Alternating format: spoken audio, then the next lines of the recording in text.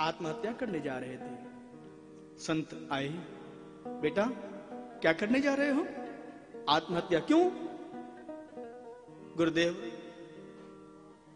हमारे कोई संतान नहीं है। इधर आओ। संत ने कृपा करके एक फल निकाला, बेटा ये लो फल, जाओ अपनी पत्नी खिला देना, सुंदर बालक होगा। ये गुरु कृपा है प्यारे। आत्मदेव जी वापस अपने घर आए और वहां पर अपनी पत्नी को, उनकी पत्नी का नाम मालूम है क्या है? आत्मदेव जी की पत्नी का नाम क्या है मालूम है? हाँ ये मालूम होगा जरूर, धुंधुली। बहुत कर्कशा है ये, हमेशा अपने पति के उल्टा ही रहती है ये। धुंधुली नाम है, धुंधुली।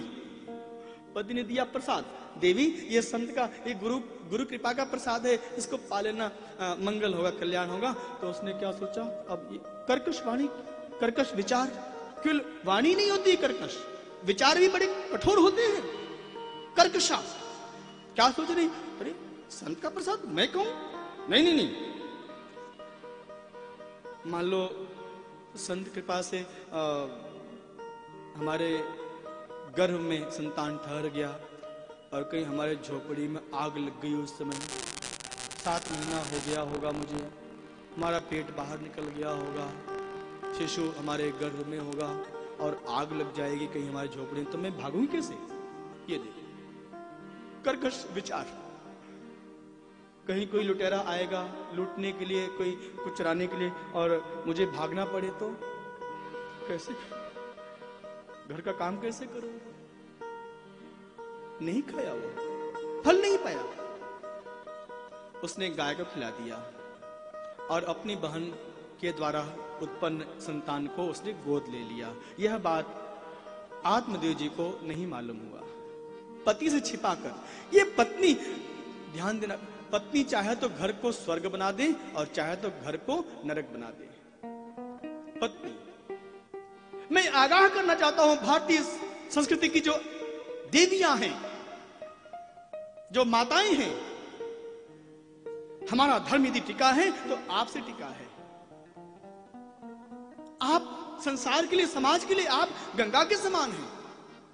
समाज विस्तार कैसे होता है? केवल पुरुष ही पुरुष हो, कैसे बढ़ेगा वंश? नारी होती है जो समाज को विस्तार करने के लिए महत्वपूर्ण भूमिका निभाती है। इसलिए संस्कृति सबसे अधिक यदि जिम्मेदारी का पद है तो माताओं के लिए है। संस्कृति की रक्षा करना मातृशक्ति के ऊपर विशेष निर्भर करता है।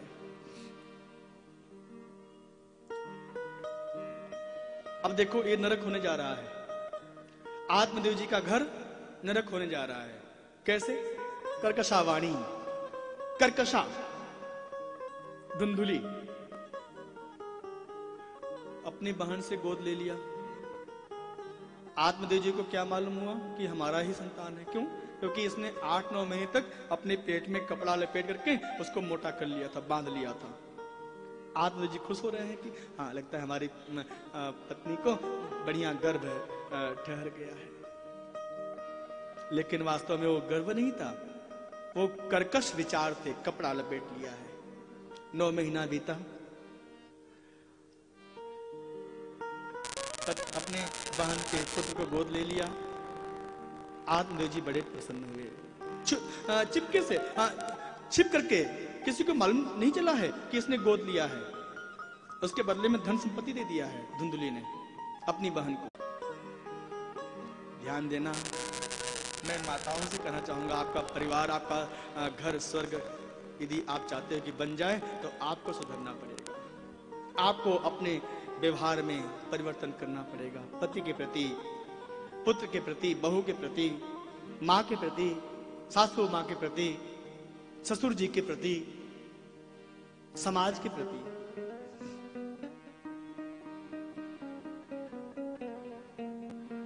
इधर एक घटना और घटी। जिस समय धुंधुकारी का नामकरण हो रहा था, उसके थोड़े दिन के बाद एक शुभ समाचार मिला कि हमारे गाय से जो आत्मदेव जी की जो गैया है ना, उससे एक संतान की तरह एक बालक जन्म लिया है। उसके कान जो है गाय के कान के समान है, बाकी सारा शरीर इंसान की तरह है, मानव की तरह है। ये संत कृपा है प्यारे। उनका बहुत सुंदर लौकिक रीति के द्वारा नामकरण संस्कार संपन्न किया गया।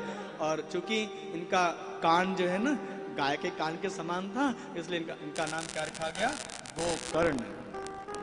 तो एक बार हम सभी लोग प्रेम और भाव से गोकर्ण जी महाराज जी के जयकारा बोलेंगे।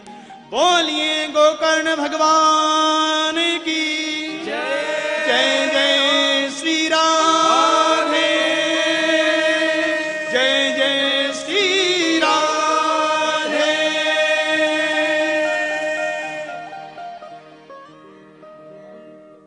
धुंधुकारी और गोकर्ण जी में यही अंतर है। संसार के संतान ऐसे ही होते हैं जैसे धुंधुकारी है, और गुरु कृपा से, संत कृपा से प्राप्त संतान, चाहे वो दीक्षित हो चाहे वो शिक्षित हो, यदि संत से कोई दीक्षा लिया है, शिक्षा लिया है, वो भी संतान होता है। ध्यान देना, भाव संबंध, नाद संबंध। एक होता है औरस पुत्र, आपकी संतान, एक होता है नाद संबंध। हमारा आपका क्या संबंध है? नाद संबंध है। आप भी क्या है? हमारे पुत्र हैं। संतों के संतान यही तो होते हैं। अंतर यही होता है प्यारे। धुंधुकारी की तरह यदि रहना चाहते हो तो अपनी वाणी को कर्कशा बना के रखो, और यदि गोकर्ण जी की तरह संतान चाहते हो तो संत की तरह जीवन यापन करो। ऐसी वाणी बोलो जिससे सबको खुशी जाहिर हो सके।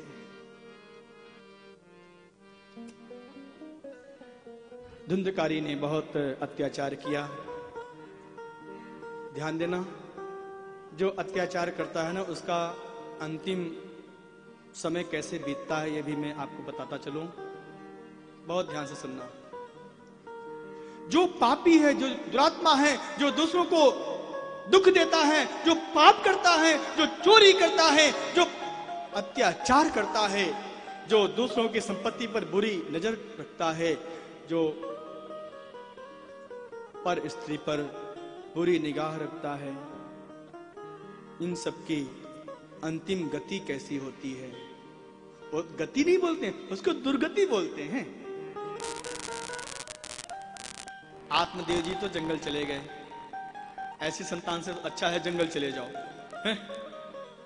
चले गए जंगल, भजन कर रहे हैं। गोकर्ण जी ने उपदेश रस्सी से, और जलता हुआ लाल लाल पत्थर वाला कोयला, लकड़ी वाला नहीं, पत्थर वाला लाल लाल कोयला उसके मुख में डाल रहे हैं सब। फिर भी वो नहीं मर रहा है, नहीं मर रहा है वो। अंत में क्या किया इन लोगों ने? वो लाल लाल अग्नि की जो ज्वाला है, जो कोयला है, उसको मुख में रखकर ऊपर से तकिया से दबा दिया। तकिया तड़पते ही वो मर गया। धुंधुकारी मर गया। कितना कष्ट हुआ है प्यारे, ध्यान देना। कभी कल्पना करना, हमारे शरीर में है थोड़ा सा भोजन बनाते समय कहीं थोड़ा सा गर्म तवा थोड़ा स्पर्श हो जाए, जल गया, जल गई, मैं तो जल गई। यहाँ पूरी आग उसके मुख में डाल दिया गया है। पाप की बहुत बड़ी, बहुत बहुत अद्भुत दुर्गति होती है प्यारे जो पाप करते हैं। इसलिए पाप से बचकर रहो बस। वो धुंधुकारी की आत्मा प्रेत योनि में चली गई। इधर गोकर्ण जी भी चले गए थे तीर्थाटन करने के लिए। उन्होंने सुना कि हमारे भैया का ऐसी ऐसी दुर्गति हुआ है, तो उन्होंने गया में श्राद्ध किया गोकर्ण जी ने। लेकिन एक बार क्या हुआ, गोकर्ण जी वापस अपने गांव आए तो क्या देख रहे हैं, रात्रि में विश्राम किए तो क्या देख रहे हैं, रात्रि की बेला में कभी एक काला पुरुष आ रहा है, बहुत विशाल शरीर, कभी वो भैंस के रूप में, कभी बैल के रूप, क्या हो रहा है, कभी परछाई के रूप में, कभी कौन हो तुम बताओ। गोकर्ण जी की तपस्या है ये प्यारे। सीधे बात कर रहे हैं। कौन हो तुम, कहां से आए हो? उस छाया से, उस काली छाया से एक आवाज आई, भैया मैं आपका छोटा भैया धुंधकारी। अरे धुंधकारी तुम? हाँ भैया। धुंधकारी ने अपनी सारी कहानी बता दिया कि हमारी ऐसी ऐसी दुर्गति हुई थी। अरे तुम्हारे लिए तो हमने गया श्राद्ध किया था। भैया आप एक बार नहीं, सैकड़ों बार, हजारों बार गया श्राद्ध कर लो, फिर भी हमारा उद्धार होने वाला नहीं है। मेरा उद्धार, मेरा कल्याण कैसे होगा? गोकर्ण जी ने कहा ठीक है, चिंता मत करो, कल हम प्रातःकाल सूर्य भगवान से प्रश्न पूछेंगे। हे सूर्यदेव आप बताइए, ये ब्रह्म तेज है प्यारे, ब्राह्मण के अंदर कितनी शक्ति होती है प्यारे, गोकर्ण जी से सीखो, दर्शन करो। ब्रह्म तेज किसको बोलते हैं? आगे लोग शिखा नहीं बांधते हैं, शिखा है ही नहीं, बांधे कहां से? चोटी नहीं रखते हो ब्राह्मण, हिंदू समाज से हो, चोटी नहीं रखते हो, सूर्योपासना नहीं करते हो। मेरे धर्म में कितनी शक्ति है, कितना तेज है, सीधे सूर्य भगवान से बात करने का सामर्थ्य रख रहा है। ये ब्रह्म तेज, ये ब्राह्मण का तेज। गोकर्ण जी सुबह उठे, संध्या वंदन किए और सूर्य भगवान से प्रश्न पूछते हैं, हे सूर्यदेव, सूर्य के वेग को स्तंभित कर दिया है, रुक जाओ आप, रुको। क्या बात है गोकर्ण? गोकर्ण स्तंभनम, स्तंभन कर दिए, सूर्य भगवान के रथ के पहिए को रोक दिए। पहले मेरे प्रश्न का उत्तर दो। मैंने अपने भाई के लिए गया में श्राद्ध किया है, लेकिन उसका उद्धार क्यों नहीं हुआ? आप बताओ। गया में कितना भी बड़ा पापी क्यों न हो, लेकिन गया में श्राद्ध करने से उसका कल्याण अवश्य होता है। ये शास्त्र का वाक्य है, लेकिन आज ये वाक्य उल्टा क्यों हो गया? सूर्य भगवान ने कहा, गोकर्ण चिंता मत करो, श्रीमद् भागवतान मुक्ति सप्ताहम वाचनम कुरु। श्रीमद् भागवत सप्ताह का वाचन करो, कथा कर लो, यही मुक्ति प्रदान कर सकती है। इतना तेज है, इतनी शक्ति है श्रीमद् भागवत महापुराण में प्यारे। ध्यान देना, लोग कहते हैं मेरा शास्त्र क्या है, मेरा ग्रंथ क्या है, आओ सुनो, मैं बताऊंगा तुम्हें मेरा ग्रंथ क्या है, मेरी ग्रंथ की शक्ति क्या है, मेरे संतों में, मेरे ऋषियों में कितना तेज है प्यारे। कभी दर्शन करो, अनुभव करो। सूर्य भगवान से सीधे प्रश्न पूछा गया। श्रीमद् भागवतान मुक्ति, भागवत कथा मुक्ति का साधन है, केवल आत्मा की मुक्ति का नहीं। यदि आप गरीब हो, आप निर्धन हो, तो उसकी भी मुक्ति हो जाएगी, चिंता मत करना। दुख की भी मुक्ति हो जाएगी, सुख आ जाएगा, गरीबी की मुक्ति हो जाएगी, अमीर बन जाओगे, पैसे वाले बन जाओगे। सुनो तो सही एक बार, नियम से कथा सुनो। बहुत सुंदर कथा रखी गई। 7 ग्रंथि वाली बांस एक जगह पे गाड़ दिया गया और हर दिन एक एक ग्रंथि से आवाज आती गई। वो आत्मा, धुंधकारी की आत्मा उसी बांस में प्रवेश कर गया है और हर दिन एक एक ग्रंथि से आवाज आ रही है, टूट रहा है वो ग्रंथि।